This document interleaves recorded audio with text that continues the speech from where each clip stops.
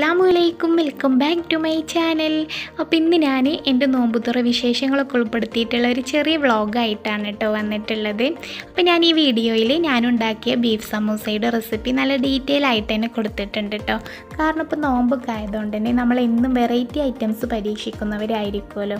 അപ്പോൾ നിങ്ങൾ സമൂസ ഉണ്ടാക്കുമ്പോൾ ഈ രീതിയിൽ മസാല തയ്യാറാക്കിയിട്ടൊന്ന് ഉണ്ടാക്കി നോക്കുക കേട്ടോ. ഒരു അടിപൊളി ടേസ്റ്റ് തന്നെയാണ്.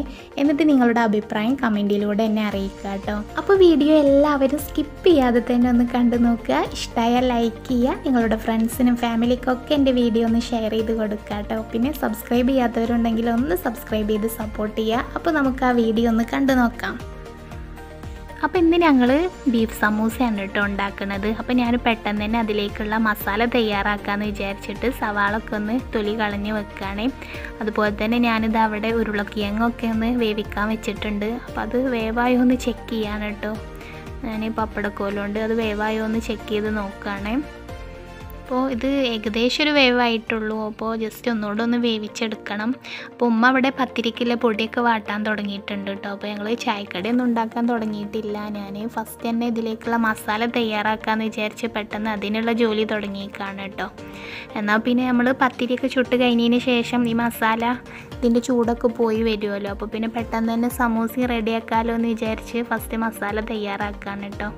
അപ്പോൾ ഞാൻ സവാളൊക്കെ ഇതാ അങ്ങനെ നൈസായിട്ട് ചെറിയ രീതിയിൽ കട്ട് ചെയ്തെടുത്തിട്ടുണ്ട് കേട്ടോ. അപ്പോൾ ഉമ്മ അവിടെ പൊടിയൊക്കെ വാട്ടി കുഴച്ച് പരത്താൻ തുടങ്ങിയിട്ടുണ്ട് കേട്ടോ. അപ്പോൾ കുറച്ചൊക്കെ പരത്തി വെച്ചിട്ടുണ്ട്. അപ്പോൾ ഞാൻ മസാല തയ്യാറാക്കിയിട്ട് വേണം കേട്ടോ എനിക്ക് പത്തിരി ചുട്ടെടുക്കാൻ. അപ്പോൾ ഞാൻ പെട്ടെന്ന് തന്നെ മസാല തയ്യാറാക്കാൻ പോവാണ്. അപ്പോൾ ഞാനിവിടെ മസാല തയ്യാറാക്കുകയാണ് കേട്ടോ. അപ്പോൾ പാൻ ചൂടായ ശേഷം ആവശ്യത്തിന് വെളിച്ചെണ്ണ ഒഴിച്ച് കൊടുക്കുക. എന്നിട്ട് ഇതിലേക്ക് സവാള ഇട്ട് കൊടുക്കാം. അപ്പോൾ സവാള ഇനി നമുക്കിതൊന്ന് വഴറ്റിയെടുക്കണം. നമ്മൾ നല്ല പോലെ വഴറ്റിയെടുക്കേണ്ട ആവശ്യമില്ല കേട്ടോ. ഈ മസാലയിലേക്ക് ജസ്റ്റ് ഒന്ന് വഴറ്റിയെടുത്താൽ മതി. നല്ല ബ്രൗൺ കളറാക്കി എടുക്കേണ്ട ആവശ്യമൊന്നുമില്ല കേട്ടോ. അപ്പോൾ നമുക്ക് സവാള പെട്ടെന്ന് വഴന്ന് വരാൻ വേണ്ടിയിട്ട് കുറച്ച് ഉപ്പിട്ട് കൊടുത്തിട്ട് ജസ്റ്റ് ഒന്ന് വഴറ്റിയെടുക്കാം. ഇപ്പോൾ ഇത് ഏകദേശം വഴന്ന് വന്നിട്ടുണ്ട് കേട്ടോ. അപ്പോൾ ഈ ടൈമിൽ നമുക്കിതിലേക്ക് ഇഞ്ചി, വെളുത്തുള്ളി, പച്ചമുളക് പേസ്റ്റൊക്കെ ചേർത്ത് കൊടുക്കാം. അപ്പോൾ ഈ ഒരു രീതിയിൽ വഴറ്റിയെടുത്താൽ മതി കേട്ടോ. കൂടുതൽ ബ്രൗൺ കളറാക്കി എടുത്താൽ മസാല ടേസ്റ്റ് ഉണ്ടാവില്ല കേട്ടോ. അപ്പോൾ ഇനി ഇതിലേക്ക് ഇഞ്ചി, വെളുത്തുള്ളി, പച്ചമുളക് പേസ്റ്റ് ഇട്ട് കൊടുക്കാം. അതൊരു 1.5 ടീസ്പൂൺ ഉണ്ട്. ഇനി ഇതിൻ്റെ പച്ചച്ചുവ മാറുന്നത് വരെ ജസ്റ്റ് ഒന്ന് വഴറ്റിയെടുക്കാം.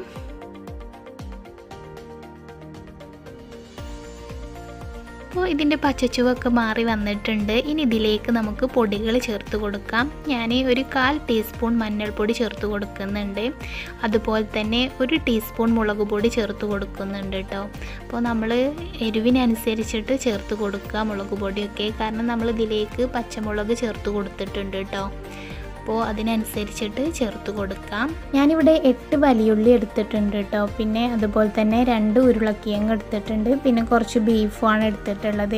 അപ്പോൾ ഈ ഒരു മസാല കൊണ്ട് തന്നെ നമുക്ക് ഒരു 10-20 സമൂസൊക്കെ ഉണ്ടാക്കിയെടുക്കാൻ പറ്റും കേട്ടോ. ഇപ്പോൾ നമ്മൾ ഇട്ട് കൊടുത്ത പൊടിയൊക്കെ ഇതിൽ നല്ലപോലെ മിക്സായി വന്നിട്ടുണ്ട് കേട്ടോ. അപ്പോൾ ഇനി ലാസ്റ്റ് നമ്മൾ ഇതിലേക്ക് ഒരു 1/2 ടീസ്പൂൺ ഗരം മസാലയാണ് ഇട്ട് കൊടുക്കുന്നത്. ഞാൻ സൂപ്പർ നോവയുടെ ഗരം മസാലപ്പൊടിയാണ് ഇട്ട് കൊടുക്കുന്നത് കേട്ടോ. അപ്പോൾ ഒരു 1/2 ടീസ്പൂൺ മസാലയാണ് ഇട്ട് കൊടുക്കുന്നത്. കൂടുതലായാൽ അതിൻ്റെ ചുവ നമുക്കൊരു മടുപ്പായിട്ട് തോന്നും കേട്ടോ. അപ്പോൾ അധികം ആവാതെ നോക്കണം. ഒരു 1/2 ടീസ്പൂൺ മതി. ഇനി ഇതിലേക്ക് കുറച്ച് കറിവേപ്പില അതുപോലെ തന്നെ കുറച്ച് മല്ലിയിലൊക്കെ ഇട്ട് കൊടുക്കാം. അപ്പോൾ എന്നിട്ട് ഇത് നല്ലപോലെ ഒന്ന് മിക്സ് ചെയ്തെടുക്കാം.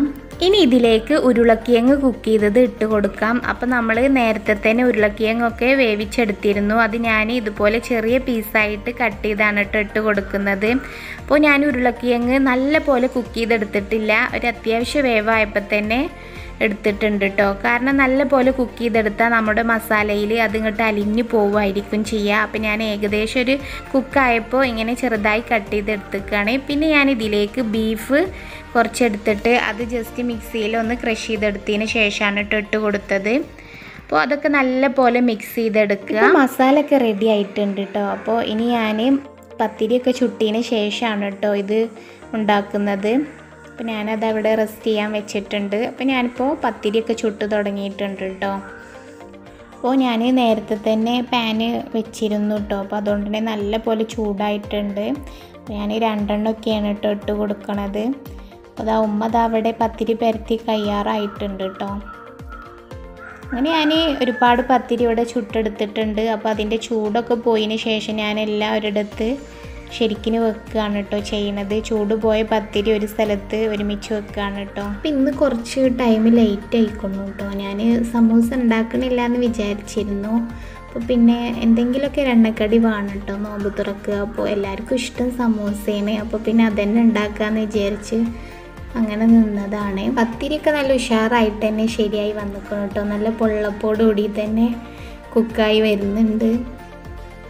അങ്ങനെ പത്തിരിയൊക്കെ ചുട്ട് കഴിഞ്ഞിട്ടുണ്ട്. അപ്പോൾ ഞാൻ എല്ലാ പത്തിരിയൊക്കെ ഒന്ന് റെഡിയാക്കി വെക്കുകയാണ് കേട്ടോ ചെയ്യണത്. അപ്പോൾ ഇനി ഞാൻ നിസ്കാരമൊക്കെ കഴിഞ്ഞ് വന്നതിന് ശേഷമാണ് സമൂസയൊക്കെ മടക്കൊക്കെ ചെയ്യുക കേട്ടോ. അപ്പോൾ ഈ പത്തിരിപ്പണി കഴിഞ്ഞിട്ട് വേണം സമൂസയൊക്കെ ഉണ്ടാക്കാൻ. അങ്ങനെ നിസ്കാരമൊക്കെ കഴിഞ്ഞ് വന്നതിന് ശേഷം ഞാനിവിടെ സമൂസ ഉണ്ടാക്കാനുള്ള പശയൊക്കെ റെഡിയാക്കിയിട്ടുണ്ട് കേട്ടോ. അപ്പോൾ ഞാനിപ്പോൾ ഓല മടക്കിക്കൊണ്ടിരിക്കുകയാണ്. അപ്പോൾ എനിക്ക് ആദ്യമൊക്കെ ഇങ്ങനെ സമൂസേൻ്റെ ഓല മടക്കാൻ ഭയങ്കര പ്രയാസമായിരുന്നു കേട്ടോ. അപ്പോൾ നല്ല സിമ്പിളായിട്ട് ഞാൻ പെട്ടെന്ന് തന്നെ ഉണ്ടാക്കിയെടുക്കും. അപ്പോൾ അതാ ഇങ്ങനെയാണ് കേട്ടോ ഉണ്ടാക്കുന്നത്. അധികം കുഴപ്പമൊന്നുമില്ല കാണാൻ. അപ്പോൾ ഇനി മറ്റുള്ളതൊക്കെ ഉണ്ടാക്കാം. അപ്പോൾ ഞാൻ സമൂസയൊക്കെ മടക്കിയതിന് ശേഷം ടേബിളും കിച്ചണൊക്കെ നല്ല പോലെ ഒന്ന് വൃത്തിയാക്കുകയാണ് കേട്ടോ. എന്നാൽ പിന്നെ എനിക്ക് സമൂസ ഒന്ന് ചുട്ടെടുത്താൽ മതിയാലോ. അപ്പോൾ ഞാനിപ്പോൾ കിച്ചണിലെ ടേബിളും തുണ്ടൊക്കെ തുടച്ചതിന് ശേഷം ഒന്ന് അടിച്ചു വാരിയിടുകയാണ് കേട്ടോ.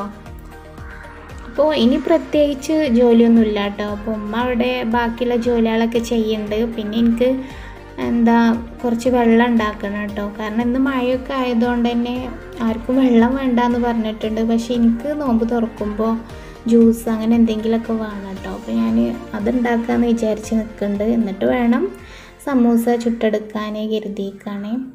അങ്ങനെ അടിച്ചു വാരിയൊക്കെ കഴിഞ്ഞപ്പോൾ ഞാൻ കിച്ചണിലെത്തിയപ്പോൾ ഉമ്മ ഇവിടെ ബീഫ് കറിയൊക്കെ റെഡിയാക്കി വെച്ചിട്ടുണ്ട് കേട്ടോ.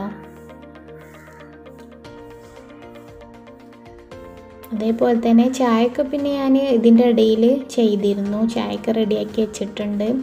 അതുപോലെ തന്നെ ഇവിടെ തരിയും ഒക്കെ റെഡി ആയിട്ടുണ്ട് കേട്ടോ.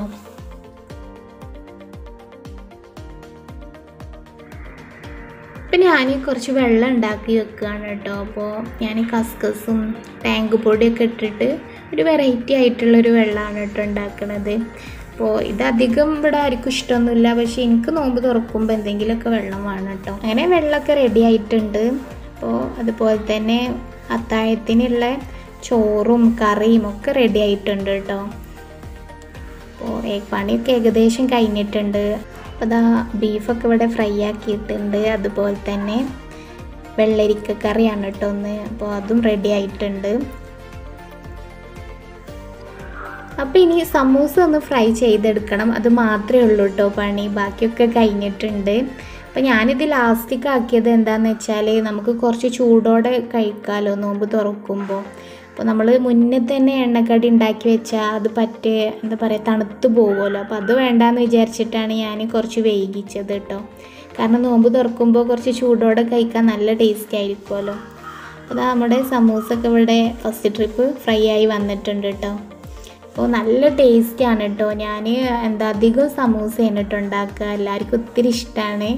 അപ്പോൾ നിങ്ങളെല്ലാവരും സമൂസ ഉണ്ടാക്കുമ്പോൾ ഈ രീതിയിൽ മസാല തയ്യാറാക്കിയിട്ടൊന്ന് ഉണ്ടാക്കി നോക്കുക കേട്ടോ. ഒരു പ്രാവശ്യം ഒന്ന് ഉണ്ടാക്കി നോക്കുക. പിന്നെ നിങ്ങൾ ഇതേപോലെ തന്നെ ഉള്ളൂ കേട്ടോ ഉണ്ടാക്കുക. അത്രയ്ക്ക് ടേസ്റ്റിയാണ്. അപ്പോൾ നമ്മുടെ സമൂസ കാണാൻ തന്നെ നല്ല ഭംഗിയുണ്ട്. അതുപോലെ തന്നെ കഴിക്കാനും നല്ല ടേസ്റ്റിയാണ് കേട്ടോ. അപ്പോൾ നല്ല അതിൻ്റെ പുറം ഭാഗമൊക്കെ കണ്ട ഒരു പൊള്ളപ്പും അധികം നല്ല ക്രിസ്പിയോട് കൂടി തന്നെ കിട്ടിയിട്ടുണ്ട്. അങ്ങനെ ഞാൻ എല്ലാ സമൂസയും ഫ്രൈ ചെയ്തെടുത്തിട്ടുണ്ട്. അപ്പോൾ ഈ വീഡിയോ ഞാനിവിടെ സ്റ്റോപ്പ് ചെയ്യാണ് കേട്ടോ. അപ്പോൾ നിങ്ങളെല്ലാവരും ഈ രീതിയിൽ മസാല തയ്യാറാക്കിയിട്ട് സമൂസ ഉണ്ടാക്കി നോക്കാം. എന്നിട്ട് നിങ്ങളുടെ അഭിപ്രായം കമൻറ്റിലൂടെ എന്നെ അറിയിക്കാൻ മറക്കരുത് കേട്ടോ. അപ്പോൾ ഞാൻ ഈ വീഡിയോ ഇവിടെ സ്റ്റോപ്പ് ചെയ്യാണ്. നിങ്ങൾക്ക് എല്ലാവർക്കും ഇന്നത്തെ എൻ്റെ വീഡിയോ ഇഷ്ടമായെന്ന് വിചാരിക്കുന്നു. ഇഷ്ടമായെങ്കിൽ ലൈക്ക് ചെയ്യുക, ഷെയർ ചെയ്യുക. സബ്സ്ക്രൈബ് ചെയ്യാത്ത നമ്മുടെ കൂട്ടുകാരുണ്ടെങ്കിൽ സബ്സ്ക്രൈബ് ചെയ്ത് സപ്പോർട്ട് ചെയ്യാം കേട്ടോ. അപ്പോൾ ഇത്രയൊക്കെ ഉള്ളൂ ഇന്നത്തെ എൻ്റെ നോമ്പുതുറ വിശേഷങ്ങൾ. അപ്പോൾ ഞാൻ പുതിയ വീഡിയോ ആയിട്ട് വീണ്ടും വരാം ഇൻഷാ അല്ലാഹ്. Okay, thank you.